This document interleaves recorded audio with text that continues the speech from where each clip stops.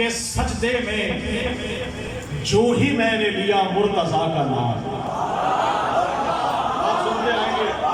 आप सुनते आएंगे नमाज विलायत देखिएगा कि सजदे में जो ही मैंने लिया मुर्तजा का नाम, खुश हो के सिजदगाह मुझे चूमने लगे।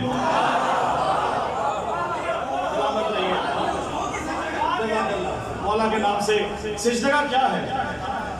आले मोहम्मद का खून है। आप देखिएगा कि सजदे में जो ही मैंने लिया मुर्तजा का नाम, खुश हो के सिजदगाह मुझे चूमने लगी और लिखा हुआ था मेरे कफन पर अली का नाम।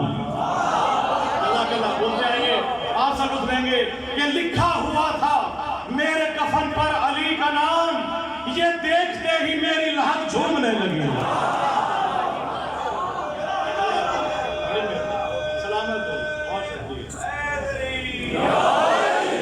ये देखते ही मेरी लहर झूमने लगी। इसी तरह से देखिएगा कि कहा जाता है अली वलीउल्लाह कब से है, कोई तारीख बताएं कब से है कब से नहीं है।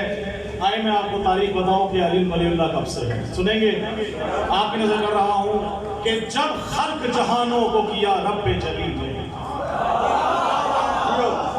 ऐसे देखिएगा कि जब खल्क जहानों को किया रब्बे जलील ने, उस वक्त जहां में था अली वलीउल्लाह।